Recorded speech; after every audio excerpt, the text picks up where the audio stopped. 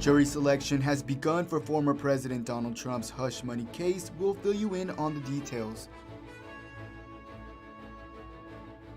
How a local Denton group is serving to help dementia patients with engaging nature walks. Have you filed your taxes yet? I have the all you need to know information on what you need to do. Broadcasting live from the University of North Texas, this is ntTV Nightly News.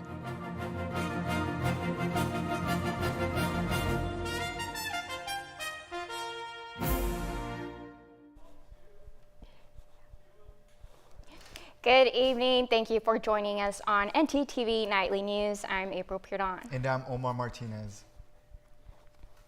Donald Trump walked into a Manhattan courtroom today, beginning the first criminal trial in U.S. history of a former president. Trump is charged in connection to hush money payments made to adult film star Stormy Daniels back in 2016 to cover up the alleged affair.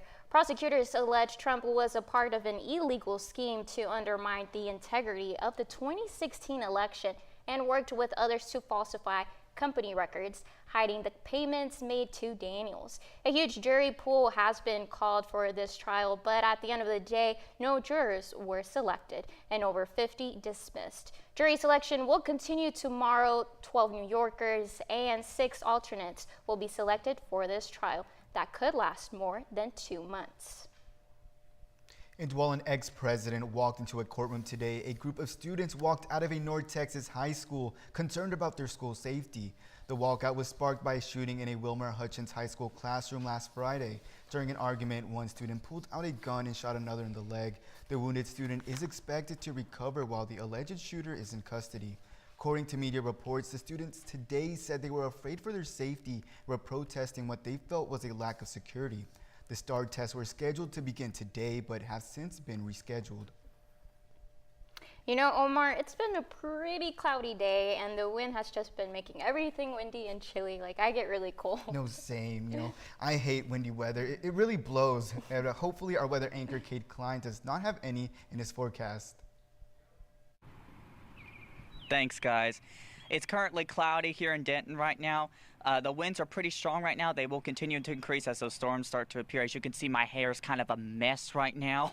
So please, if you don't want your hair to look like mine, don't go outside when the storms come in.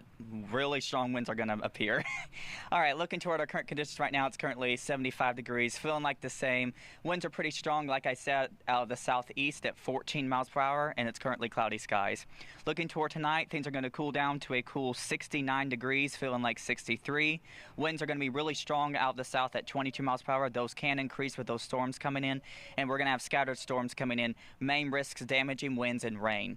Let's look at the time lapse of those storms starting to appear. As you can see, starting with the top right picture, that's going to be 7 o'clock, roughly in about an hour or so. We're going to see those line of storms starting to develop to the west, from Abilene to Wichita Falls up to Oklahoma. Those will start to increase until about 8 o'clock when the sunset hits. When the sun goes down, storms lose their intensity because of the heat going down. Then we move to the lower left picture. That's going to be 9 o'clock. As you can see, the storms are impacting Denton at that time.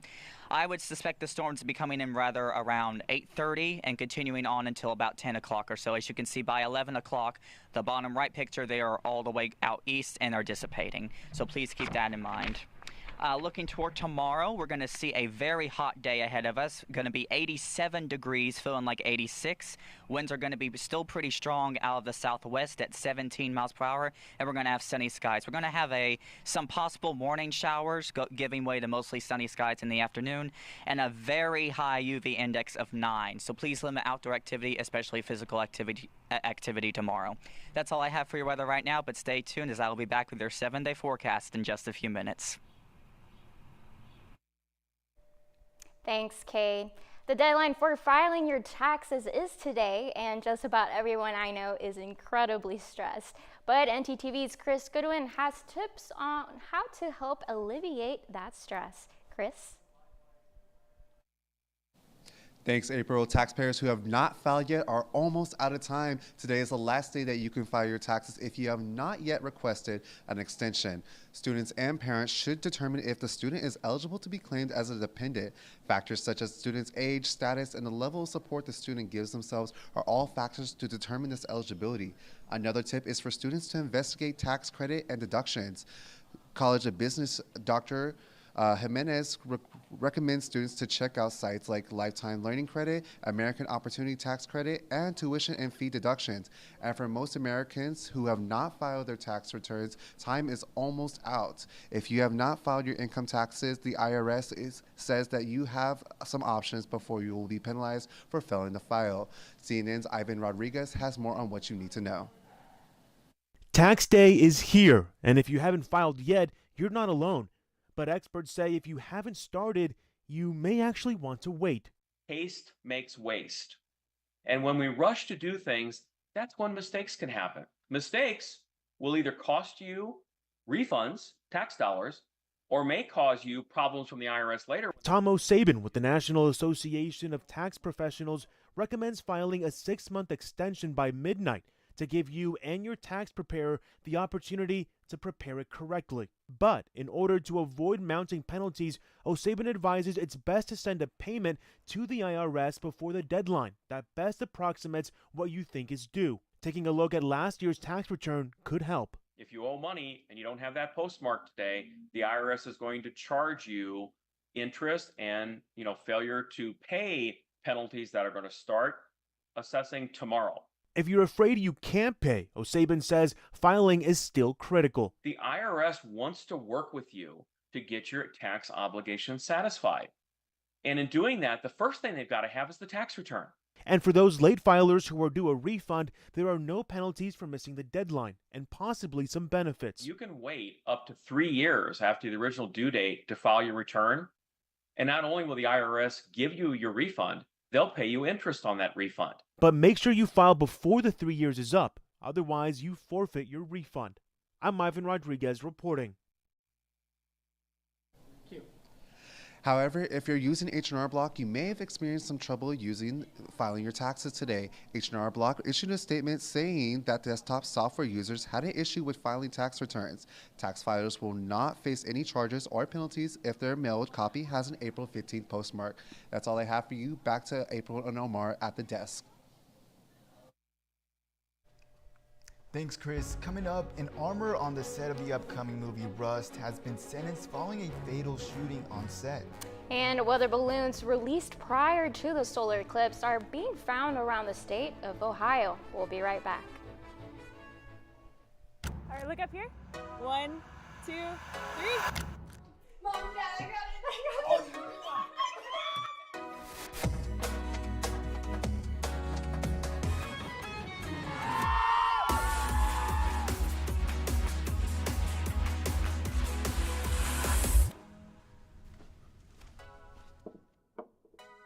You're right, Mom. I have.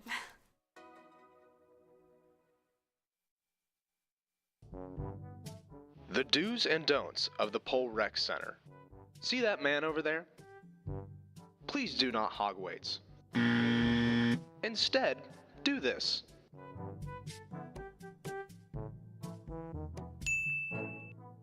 Another important part is having an attentive spotter. See, here is an example of a non-attentive spotter. Instead, do this.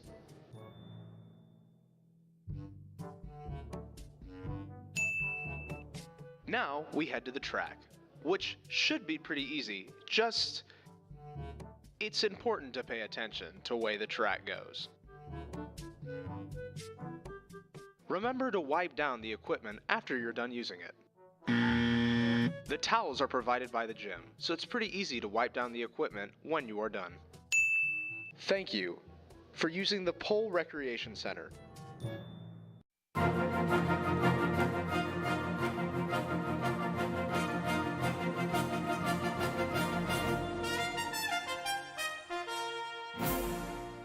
Tensions are high as fighting in the Middle East now includes a massive drone and missile strike by Iran against Israel. The question is, what will Israel do? Nearly 350 projectiles were fired at Israel by Iran, but officials say 99% of the weapons were intercepted and destroyed. The attack by Iran came in response to the bombing of the Iranian consulate by Israel in Damascus. In this most recent development, the United States and other world leaders are urging restraint, trying to de-escalate the situation. The conflict in the Middle East continues to heat up, not just abroad, but here in Denton as well. A couple of weeks ago, we showed you the local activist group Free Palestine Denton and their demands for the Denton City Council. Yesterday, they organized a march at Denton Square alongside other local groups to call for an Israeli ceasefire in Gaza. ntTV's Chris Cordova has the story. Over 100 people gathered at the square in downtown Denton in support of Palestinians in Gaza. We're today with you to demand a ceasefire, humanitarian aid, and the immediate release of all political prisoners and an end to the 75 years of illegal occupation and ethnic cleansing of Palestine. Protesters had scathing criticism for members of both the state and federal government. I'm here because for too long the U.S. government has funded genocide overseas instead of paying for peace and security at home. Organizer Amir Rasul says the march was in response to a recent executive order from Texas Governor Greg Abbott, requiring public universities to update their free speech policies to include a definition of anti-Semitism and institute punishments for any violators. It's meant to intimidate and silence student organizations out of speaking. They have a right to speak on the genocide happening, and they won't be intimidated, we won't be intimidated, and we'll keep speaking out against it. Israel, gotta help! Israel, gotta help! The UNT Palestinian Solidarity Committee rallied supporters against an invitation of an IDF soldier to speak on campus for Israel Week. A genocidal soldier in our city, on our campus. With Iran's recent strikes on Israel, the risk of a regional conflict continues to escalate, which means, for the time being, Free Palestine Denton isn't going anywhere. Free Palestine Denton will be at the Denton City Council meeting tomorrow at 6 p.m. and they will be joining the Palestine Solidarity Committee in protesting the invitation of an IDF soldier to speak at UNT that will protest and will be held at the UNT Library Mall at 10:30 a.m. on Wednesday. April, did you hear that there are new developments with the Baltimore Bridge collapse? Yes, I heard a little bit about the developments, but did you hear that there are some updates on the sentencing of a Rust crew member? No, I didn't. Let's toss it to our segment anchor, Faith Webster, who has more on those developing stories. Thanks, guys. After an accidental shooting on set for the upcoming movie Rust, armorer Hannah Gutierrez-Reed has been convicted of involuntary manslaughter. She has been sentenced to 18 months in prison and up to a $5,000 fine for the shooting death of Helena Hutchins. In October of 2021, lead actor Alec Baldwin shot a live round at co-star Helena Hutchins, killing her shortly after emergency services arrived. Gutierrez-Reed was sentenced primarily due to her lack of remorse and her lack of involvement within her job position. Gutierrez-Reed blamed Hutchins' death on Baldwin's careless actions and rushed attitude, causing her to accidentally load the prop firearm with live ammunition. During the court hearing, Gutierrez-Reed claimed that the jury were idiots and the judge was paid off. Baldwin's trial begins July 10th following his January indictment of involuntary manslaughter. Baldwin's team has been accused of sharing false facts and counts of manipulation and lies by state prosecutors Carrie Morrissey and Jason Lewis. I will deliver more on that story as it develops. The FBI has opened a criminal investigation after boarding cargo ship Dolly, the ship that struck the Francis Scott Key Bridge in Baltimore, triggering the collapse last month. This investigation will determine if the crew knew there were system issues when leaving its port. On March 26, the Dolly collided with the structure, causing 6 deaths and 2 major injuries. The bayou has a lead for terrorism investigations, according to senior government officials, due to the loss of power aboard the ship, which is likely the cause of the accident. That's all for me, and back to you at the desk. Thanks, Faith. Well, Omar, you had a weather pun earlier in this show, and I think I can come up with a better one, but I drowned it. That's a good one, April. You see, weather puns are a breeze, but I think the viewers would prefer to hear the actual weather, and for that, we take it to our weather anchor, Cade Klein. What do you have for us, Cade?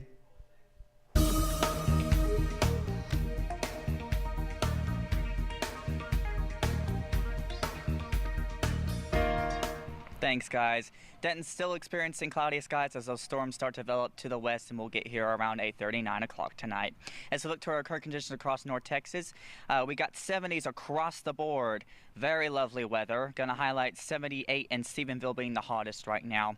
Looking toward the state map, we're going to have 70s and 80s across the board, highlighting 86 in Amarillo. Goodness sake, they finally got hot weather for once. I think last week they were in like freezing or something. Geez, the turnaround in Amarillo. Abilene, 84, and Oklahoma City being the coldest at 71. Still pretty mild. Now let's look toward our 7-day forecast. Starting off with tomorrow, we got sunny skies, high of 87, low of 67.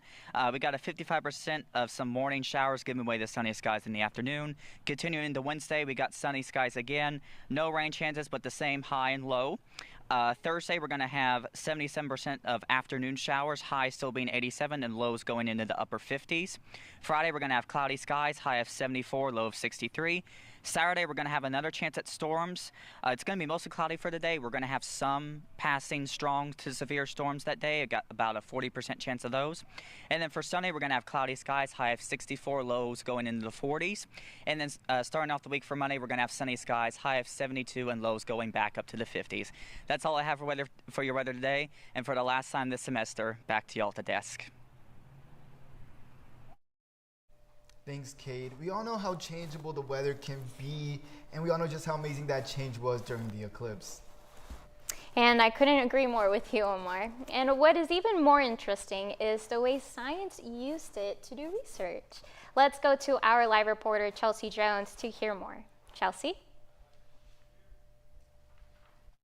Thanks, Omar and April. The solar eclipse last week was a memorable moment for all of us.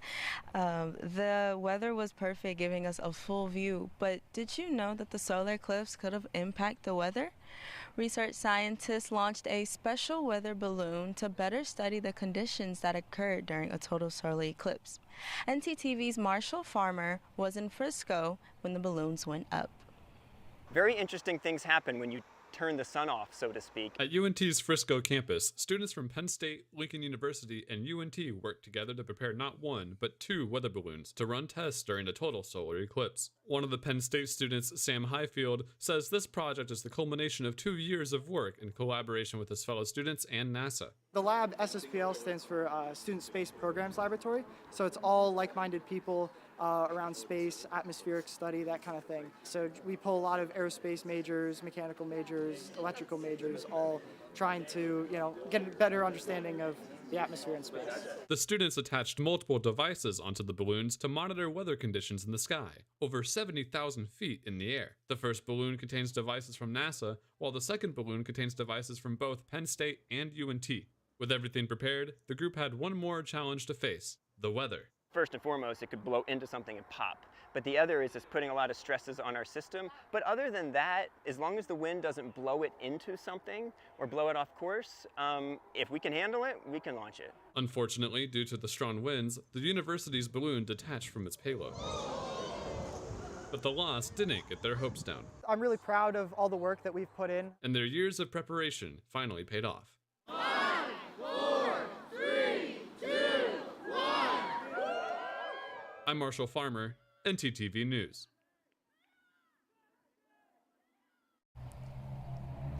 The next total eclipse won't be until decades, but by that time, we should have enough research on it. That's all I have. Back to you all at the desk. Thanks, Chelsea. Up next, how dementia patients are learning to connect with nature. And how one furry friend of the Boston Marathon is being honored. We'll be back.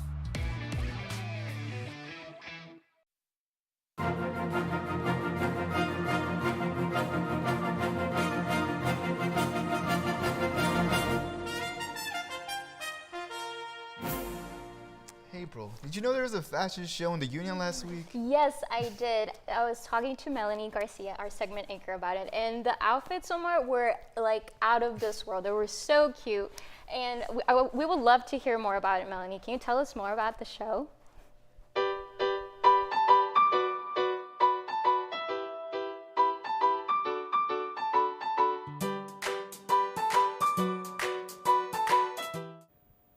That's right, April. Merchandising Inc. hosted their fashion show last week with some amazing outfits. Take a look. Recently hosted their spring fashion show in the Jade Ballroom, giving a variety of students a chance to express themselves through modeling and designing. Students who participated in the event prepared weeks in advance to create a memorable show, including live performances such as singing, dancing, and even juggling. The student-run organization creates a safe space for students to demonstrate their work. Sophomore Haley Ledgerwood spoke about her experience within the show. So I tried out, I got accepted, I got chosen by a designer, and I didn't feel judged at all. It was a very welcoming community, especially doesn't matter what body type or color you are. If you're wanting to be a model, you can be a model for the show. So I designed my own outfit. It is based off of a fire dancer. I liked using multiple different colors instead of just the orange, yellow, and red colors because phoenixes happen to have purples and blues as well. And I had to stay up till 4 a.m. last night to hand sew everything together. It was very stressful. Many models like Haley designed their own outfits, and other models were paired with the designer to create the perfect look. Fashion experience is not needed to participate in the show. Producer and model trainer India Edwards has more. I really recommend this because it's like I feel like I found my family here. We all have one common interest and we all just get it.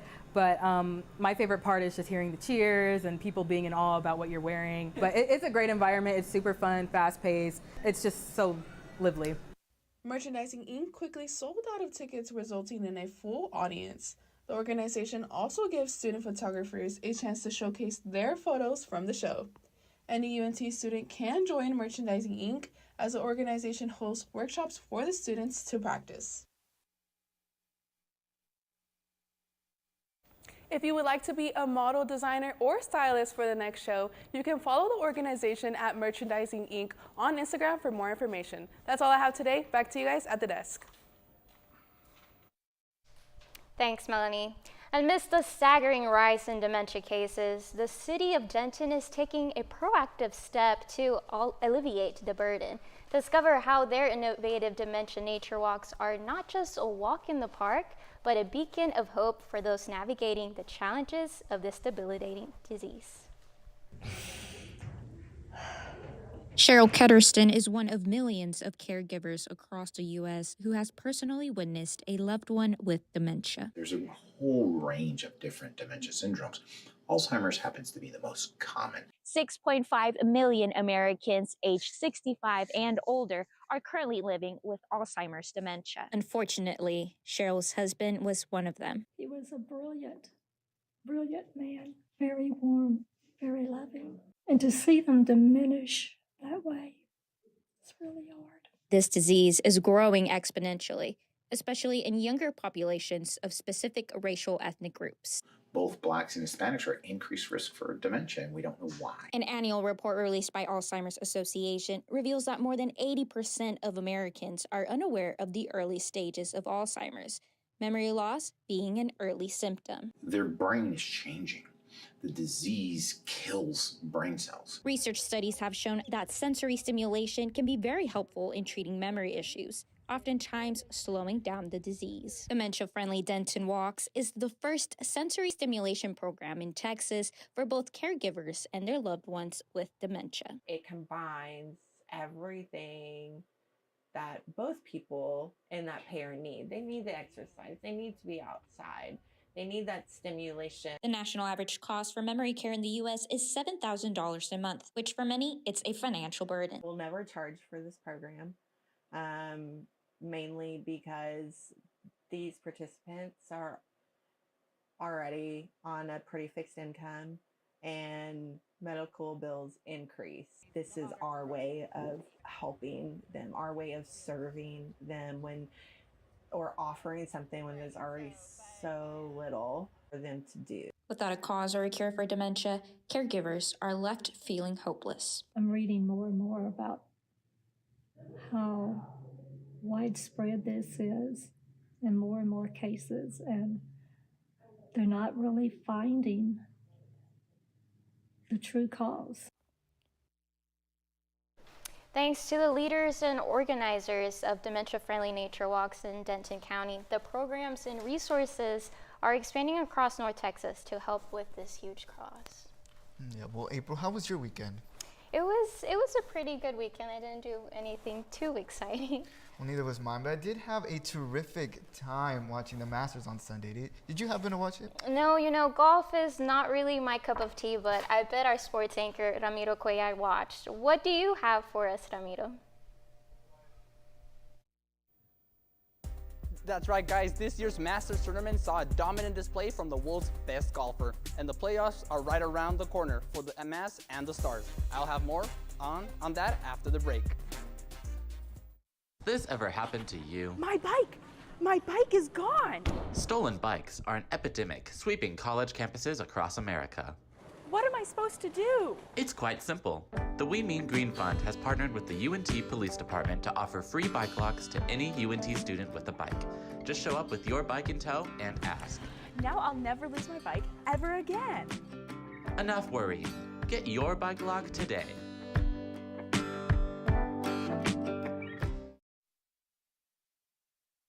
There's no harm in wanting to have fun while in college, but it's easy to lose track of how much you've had. Apps like Drink Control and Alkadroid can help keep track of your consumption and blood alcohol levels. If you or someone else does drink too much, the signs of alcohol poisoning are as follows: pale skin, vomiting, confusion, low body temperatures, irregular breathing, blacking out, and is hard to wake up or cannot be woken up. Dude, are you okay? Hey, what's wrong? Wake up. It's an exciting time of year, but it's important to be responsible. If you suspect someone is suffering from alcohol poisoning, get help immediately. You will not get in trouble for seeking help if you are underage. For more info and resources, go to UNT's Division of Student Affairs.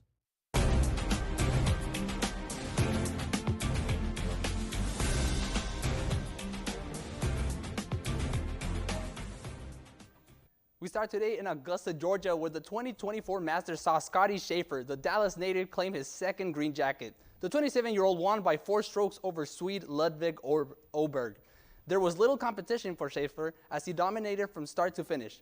The American golfer claimed his first jacket back in 2022. This win cements Scheffler as the top golfer in the world and his legacy at the Augusta National. On top of that, he's expecting the birth of his firstborn any day now. And well, the Dallas Mavericks, who had already secured the 5th seed, faced off against the Oklahoma City Thunder yesterday.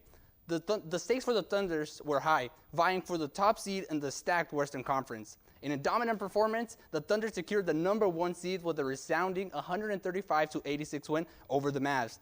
The 49-point loss for Dallas marked the second largest defeat in franchise history. Coach Jason Kidd aimed to preserve health, resting 8 key players, leading to the blowout loss. With the regular season wrapped, the Mavs set their sights on a playoff clash with the Los Angeles Clippers, potentially setting the stage for a thrilling second-round matchup against the Thunder. And Miro Heiskanen showcases offensive prowess, notching a goal and 2 crucial assists, while Jason Robertson added a goal and an assist, propelling the Dallas Stars to a 3-1 victory over the Seattle Kraken.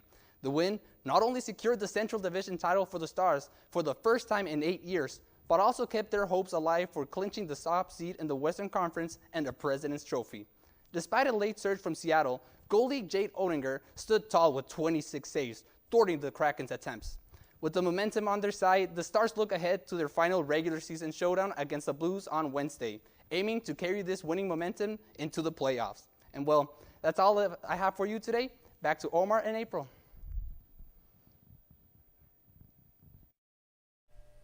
Thanks, Ramiro. Dozens of golden retrievers were brought to the Boston Marathon, taking a stand against canine cancer. This comes after Spencer, who was the official Boston Marathon dog, died of cancer last year. He was known for holding a flag reading "Boston Strong" along the running route for 9 years. A statue has since been unveiled for him, and Golden Strong bandanas were sold with 20% of profits going to a canine cancer research organization. When it comes to the actual race, Sissy Lema won for the men and Helen Obiri won for the women. Now, April, what do you think your dog would win? Oh no, my little chihuahua would not make that race. Well, thanks for watching ntTV Nightly News. Join us again tomorrow at noon and tomorrow evening at 6 here on North Texas Television.